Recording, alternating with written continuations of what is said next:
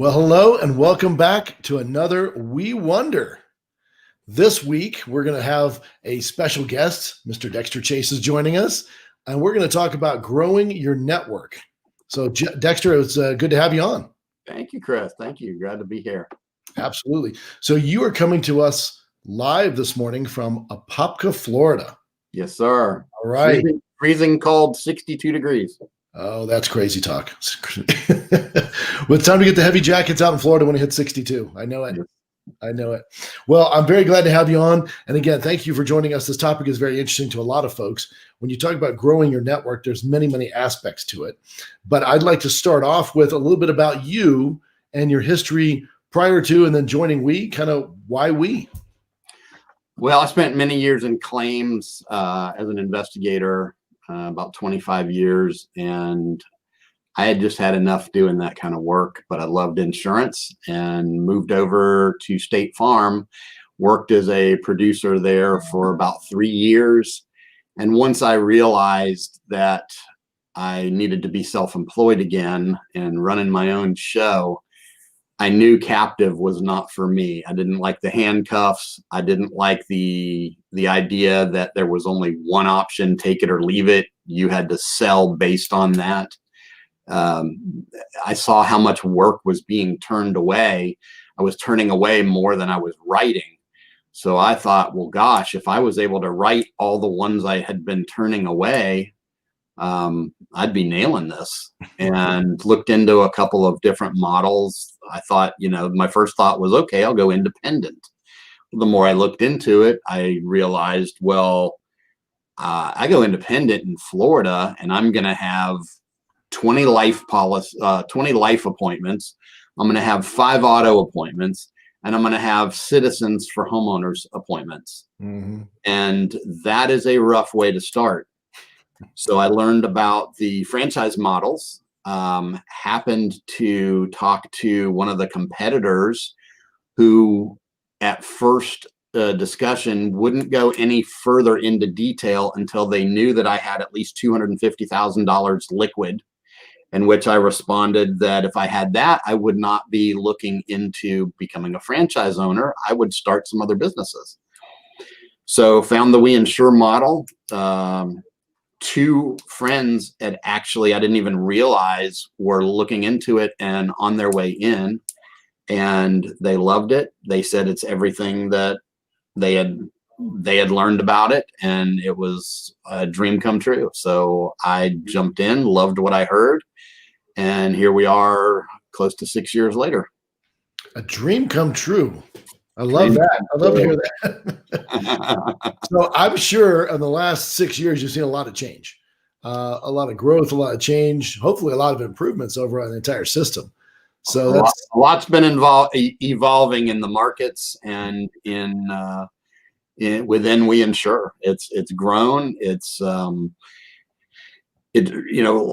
technology, just about everything we use has developed, and we've gotten things better and better and better in all that we do. Well, I can tell you that's our motto for 2021 is to get better, but also, I never know that the entire team, right? The team is never satisfied, right? We never get complacent. We look at things and say, how do we improve that for all of you guys, right? All the agency owners out there, because we want you to be efficient, effective, have access to as many carriers as possible. Yesterday, we just went into our 16th state. And by the time this, airs and someone sees it in a month, it might be many more, right? So the growth is definitely there because we know the model makes a lot of sense. Right. So let's talk about growing your agency. I know that when we talk about an agency, we talk about a complete agency, right? So it's not just one aspect. It's not just, hey, do I have, over 100 carriers, or do I have 50 carriers, or how many carriers do I have? You want to have a lot, right? You want to have enough to make it competitive. So if you might be in, Iowa, 38 carriers might be the same as 150 in Florida. So carriers are important, but that's not the only aspect of it, right? To have a complete agency, you got to have a lot of different parts. And I consider it, plates. You got plates on a stick and you're spinning them. They all have to be spinning at the same time. You can't let them fall. So you got to be on all cylinders. And you're right about those carriers. That's one of the reasons why I loved We Insure and the model was, I can only imagine now with us being in Central Florida, the restrictions here, similar to Tri-Counties down in South Florida, where, it was kind of like the joke to tease South Florida agents that they have maybe 5 carriers when we have, 40 or 50 that we can work with just for homeowners. And now Central Florida is in the same boat. And imagine being an independent that's been around for a while, that has maybe a dozen or 15 carriers, and 10 of them have, shut you down, and you've got 4 or 5 left to work with.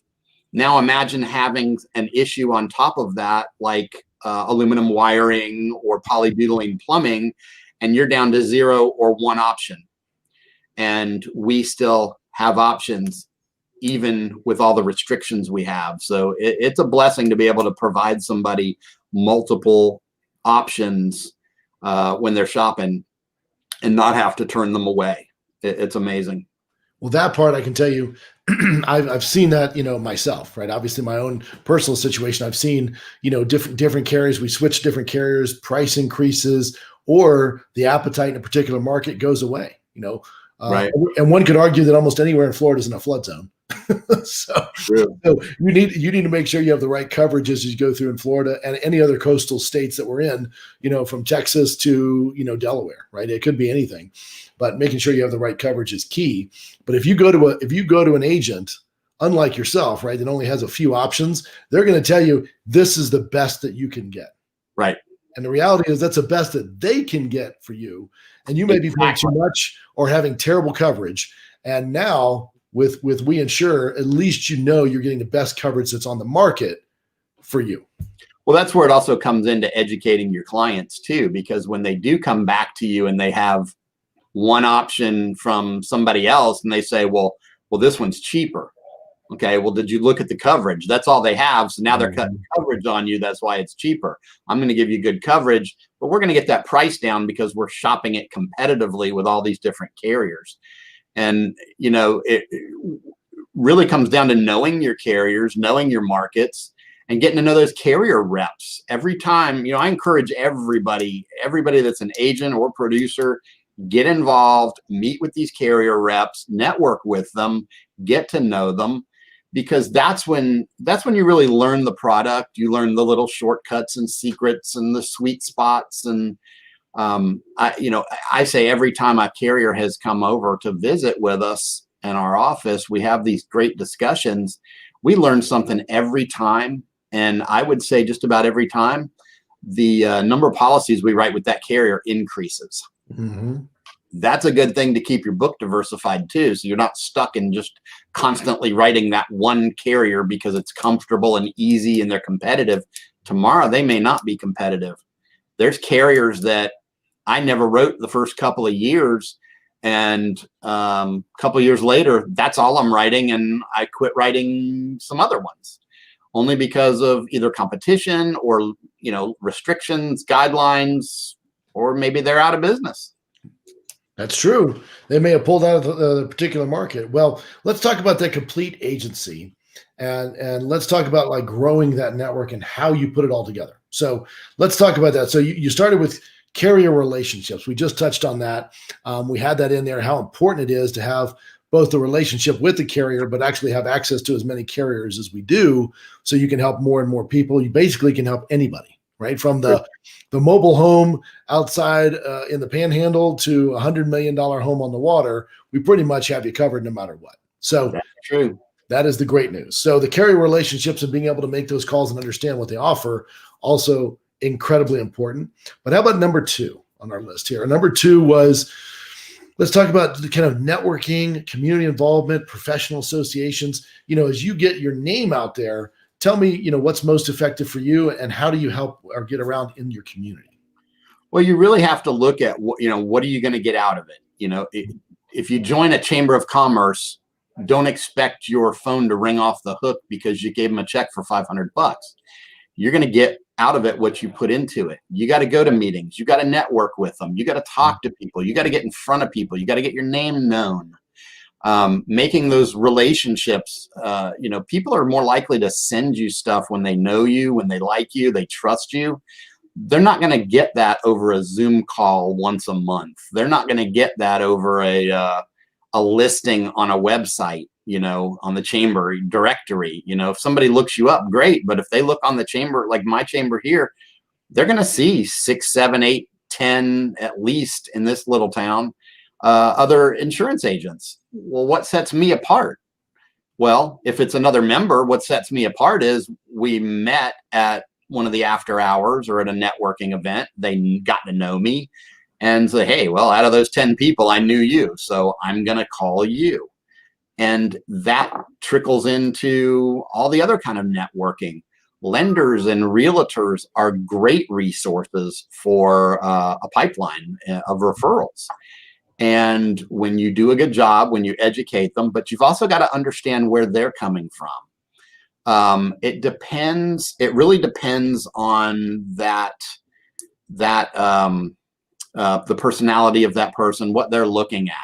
You may get a realtor that really is into building those long-lasting relationships. They're going to care more about their client than that realtor that they just want to get the ink wet on the contract, get the house sold, and they don't care as long as it closes. Well, you're the one as the agent that's going to have that client to work with past closing. So you want to make sure you do a good job, but you also want to make sure that that realtor continues to send you that business. So you've got to kind of look at that and gauge how you work with these clients. You want the realtors and the lenders to continue to see you as a resource and continue to be somebody that they can send their referrals to. One of the things I used to have fun doing is I would come up with, I'd come up with little goodies to take to them, drop off, say hi, whatever. I'd just come up with an excuse, but I'd also come up with an excuse to reach out to them. If the lender sent me somebody, I'd find some reason why, hey, who was your realtor? And I'd either thank them or I'd find a reason that, hey, do you have a copy of their inspection or something you can share with me? And then I would get talking to them. And if it was a realtor I was talking to, then I'd say, hey, which lender do you work with, or which lenders? Because usually they work with multiple. Sometimes a buyer comes with a couple of them. If I got, it's kind of like the anecdote of putting my foot in the door so the door doesn't slam shut. And I'd find a reason to talk to them, to send them emails, to get to know them. I'd tease them about dropping off, hey, great to work with you. Maybe I'll drop off some lunch or some cookies or a snack or something, a couple gift cards, whatever. Next thing you know, you've got them calling you, because you can't open your office and say, well, I put my shingle out. Why isn't everybody calling me and knocking on the door? Well, let's be honest, Dexter. Once they talk to you, they're drawn to you, like the moth to the flame. I mean, they can't stay away from you, but it's also because, you're such a reliable resource. First off, you're incredibly knowledgeable, right? Across all I'm no Chris Pfluger, but I try to bust my butt when it comes to the clients. But when it comes to insurance, you are the man, right? So the stuff inside and out. And so they know when you mention resource, that's what I want to get out there, right? So if you're a realtor or you're a mortgage broker or you're just a part of a sphere, if you know that the person you're talking to has access to all these different carriers and has experience across the entire gambit, as opposed to saying, well, I know this guy and, every time I send someone over there, he's 30% higher, or he can only help 2 out of 10 people I have, it becomes almost cumbersome, right? It's not a relationship anymore. It's like, oh, I don't want to do that again. My client's going to call me and say, this didn't work out. And that doesn't make me look good. You'll figure it out after, like for a new agent, what I would say is you'll figure it out after a while. You're going to be hungry when you start.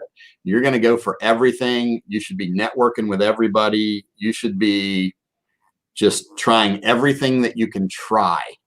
And at some point you'll learn who is more work than it's worth. They send you one a year, but you have like 1,400 conversations with them. That's not a good use of your time and your resources. You got somebody else that you talk to them twice a year, but they send you something every week. Tell me you're not sending them a gift card or saying thank you. And they're going to want something, right? Yep.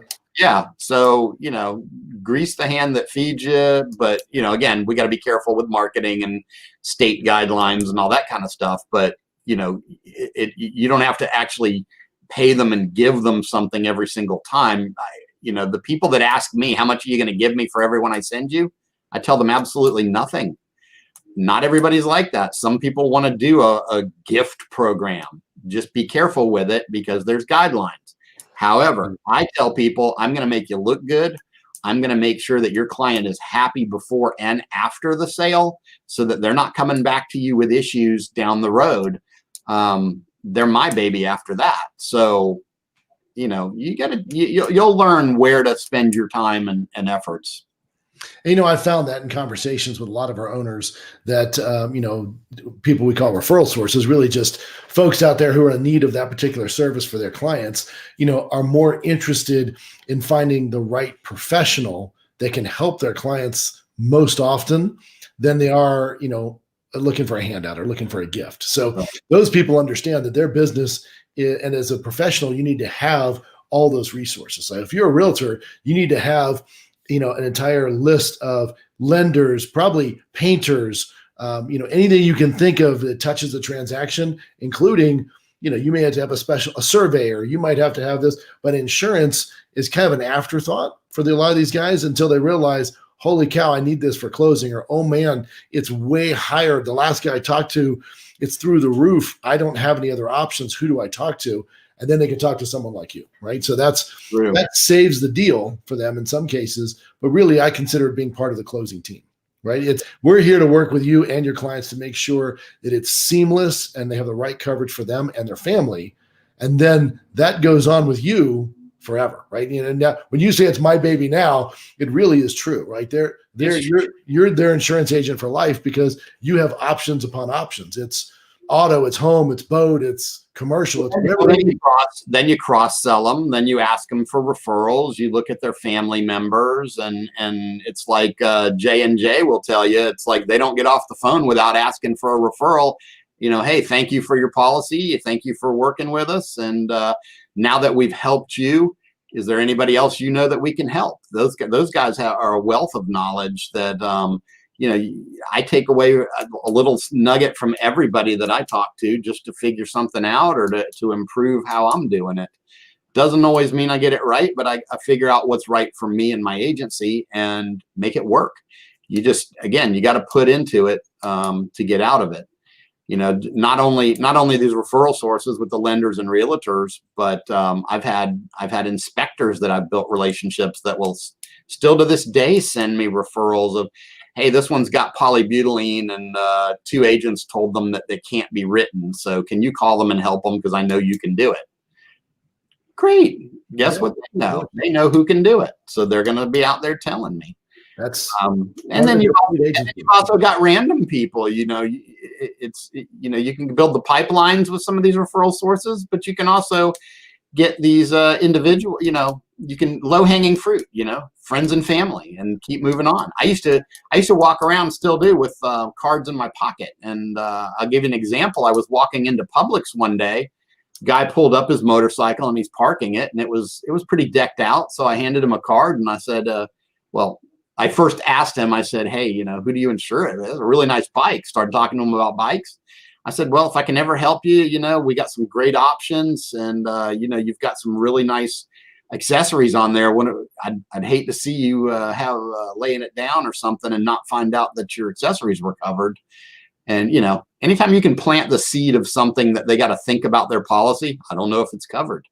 Well, you should know if it's covered, because that's a lot of money on one of them Harleys that goes down with, the bags on the side and the bar in the back and all the chrome and all the extra lighting and underlighting and LEDs. And, you want to know what's covered. So anytime you can interject or something like that, it's going to grow. That guy might be in the bike club, and then he tells all his buddies what I did for him and what he learned.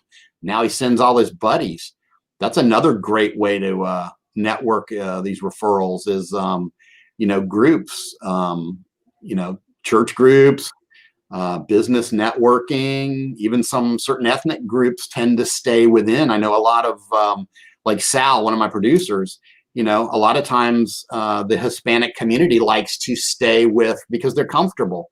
They speak Spanish and they're more comfortable with somebody that speaks Spanish. So to recognize that and to groom that really is helpful in many ways.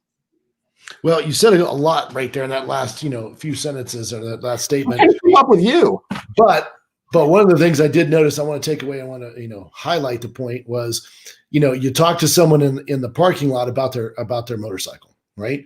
What they did is they probably picked up the phone, got the cheapest insurance they could, have no idea what the coverage is. And I've had this happen. Like I've had this happen with family members. So like I got into an accident, but I bought the cheapest thing I could. And over the phone, they said, this is enough you needed. But then it turns out my car is not covered, but someone else's car was covered. And then I can't get anything done. And it's costing me $5,000 as opposed to having, a $500 deductible and the right coverage. Now, the key there is you'd have to call every one of those companies and understand what you're getting and add on the right add-ons. And you'd have to do it yourself. But with We Insure, they could call Dexter and just say, this is what I'm looking for. And you say, here's the different amounts. I'm going to recommend this based on your needs. And you get the right coverage. And if you ever have a question, you can pick up the phone and call Dexter, not pick up an 800 number and go, what did I buy? And what do you mean it's not covered? And that's literally the conversation I had a year ago with someone. I have a client going through that right now. I have most of their policies. I didn't have their commercial auto. She sent me the deck page and she said, I hope this is right, because I made 5 phone calls to this lizard company and they continue to send me everything except what I'm asking for. And she said, I hope we can work with this, because I don't see a deck page and I've asked them, I don't know how many times. And I see that quite often with some of those big 800 numbers is you're never going to talk to the same person twice. You don't know who's going to tell you what, and they'll give you what they want to give you. They're not going to give you what is needed for that client. Well, the great news is, we represent, all the national carriers, and we have, some of the best insurance companies we represent in the world. And so the good news is you get the best of both worlds. You still have the resource in Dexter, as well as access to all the best carriers.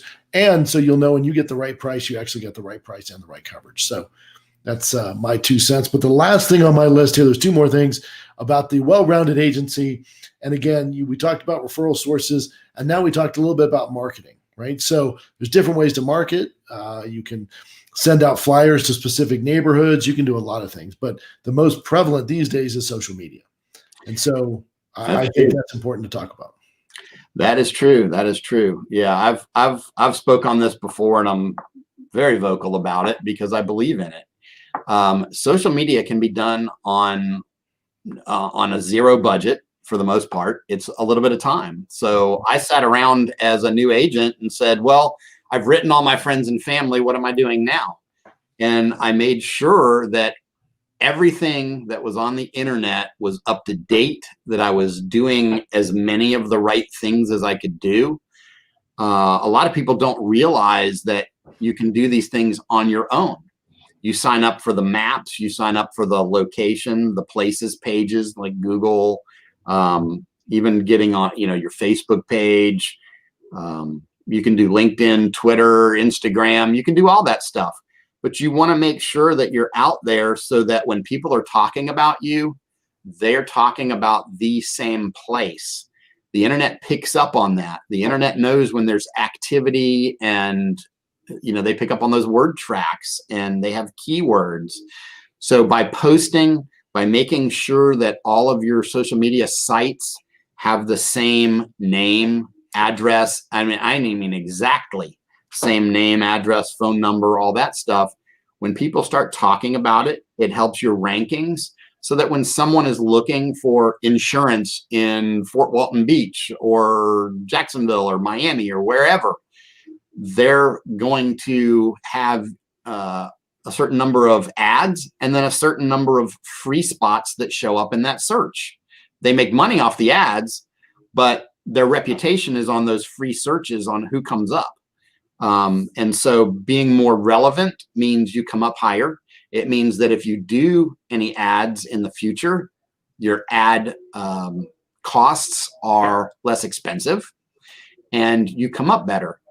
The reviews, having reviews, that is absolutely enormous. Since the review program came out through We Insure, the number of Google reviews I have has skyrocketed, and I was able to get on the first page for almost everything in insurance. It used to be that once in a while I would come up on the first page because Google plays with that to see what's popular and what works. But now I regularly come up there. I come up on all the maps. I come up on everything on the first page. I'm not paying a penny for that. And that is absolutely enormous because I don't have to only count on my networking pipelines, but now I'm getting random calls and emails for leads through the website that keeps that pipeline going. It's just a whole different pipeline. Now, did you have to set that up, or was that a program through We Insure? The review programs through We Insure. Some of the Google and the Facebook is set up through We Insure, but you've got to figure out how you're going to get posting on there. And you got to post a little bit. That people want to know who you are. By using social media, you can be a resource. You can be a market professional and expert. And you can also post about yourself because people like to work with people they can relate to. People like to work with people that they trust and know and understand. And so putting a little bit about yourself, what you like, great places for lunch in the local area, accomplishments, if you got a family that, they want to know you've got a family to, hey, he's a family guy. I'm a family guy. Let me call him. They want to relate to you. They want to know you. They don't want that 800 number. That's what makes you different. You can do an insurance search on Google or anything on the internet, but you're going to find ads. First thing that's going to come up, Allstate, Geico, State Farm, and maybe Nationwide or something else. You're going to find that in the ads. You may or may not find them in the organic or the unpaid, the regular search items. You're going to find me. And that's what they want to do is find you because you can give them access to most of those carriers anyway and still give the advice. That's right. It works out well. Well, the final point we have here is kind of a team, right? Building a team. So when they call Dexter, when we call We Insure a Popka, it's not just you. You mentioned Sal, one of your great producers on your team. You have other producers that work with you. So you can handle the overflow and help as many families as possible. Well, how do you identify who's a good producer, a good fit for your office? Where do you find them? How do you train them? I know we have a full-blown training program. A lot of them attend before they come with you. But what do you think there? Finding the right person. Finding them is one thing. Training them is another. I'd love to have more. I want steady growth and I want smart growth as well. And to find somebody that's going to stick around, they've got to be able to appreciate and understand what that the recurring commissions and the residual income really mean, and to see how they could grow their own business within my agency and have a nice income. If they can understand that, I can teach them insurance. It's that personality to look for. You get somebody, if you really want numbers, get somebody that's real salesy. Don't worry about the coverage and just get names on applications. And you're going to do okay, I guess. I don't know how your retention will be. Mm-hmm. I'm looking at retention because I have the philosophy that it's easier to keep a client than it is to get a new client. And by keeping the retention high, that comes down to experience, building relationships. So I look for people that are just genuinely good, nice people that care about the clients. Mm-hmm. And that comes through. So if you can find somebody like that, you may meet them out. They may be working somewhere else and you offer them a job just because, hey, how would you feel about meeting and talking about residual income and where are you actually going to be in 5 years? If I could take your income from 25 grand to 100 grand, don't you think you'd be interested to figure that one out? And, if they are, you also have to walk that fine line hiring somebody on, what you can ask, from an HR standpoint. But if I know someone has the ability to survive for a couple months, because again, you got to build that pipeline. So it's really going to come down to, are you 100% commission? Are you giving them a draw? Are you giving them a salary and commission? Not everybody can afford to give salary, but you can always afford to do commission, because if they don't bring anything, you don't have to pay them. And if they bring in a ton, then you got to pay them more. It's on them how much they want to make. You can find that little recipe and tweak it to make it your own for what works. How many agents do you have besides yourself in your office? I have 2 producers right now. Okay. And they basically work at their pace. They help me. They also bring in some of their own stuff, and it's a mix of a little bit of everything. Do you have anybody that specializes in any type of insurance from your office, or everybody kind of generalizes across the board and just helps families? I kind of go along the lines of experience level. I start my guys out on auto. I just feel auto's easier to learn the ins and outs, and that gives you the relationship experience. It gives you the quoting experience. And then you can get a little bit deeper into it. As long as, liability on an auto is a fairly easy conversation to have. You can get as high a limit as you can comfortably afford. So if somebody can't afford it and they're not willing to pay it, then you give them lower limits. With a house, you got to start knowing a little bit more about inspections. You've got all these other little things. So I like to get somebody to get their toes in the water first, and then start weaning them into the products and the explanations and how to have that conversation. Make sure we protect E&O and things like that, but makes them better at retention, less issues down the road with underwriting, and just kind of helps round them out as an agent or a producer, I feel. And just to be clear, they're not high producers. They're top good producers. Right. Gotcha. Well, I have to say, Colorado. Well, I appreciate it, Dexter. I have to say, it was great to have you on. And again, we're talking, all today about growing your network, how to build those relationships, both with people in your community, different resources that would use you on a day-to-day basis, and how fantastic that is and what's out there. And again, you've been a wealth of knowledge as usual, and I sincerely appreciate you joining us this morning. It's my pleasure. Thank you, Chris. All right. You have a great day. All right. Have a good one. Thanks, Dexter. Bye-bye.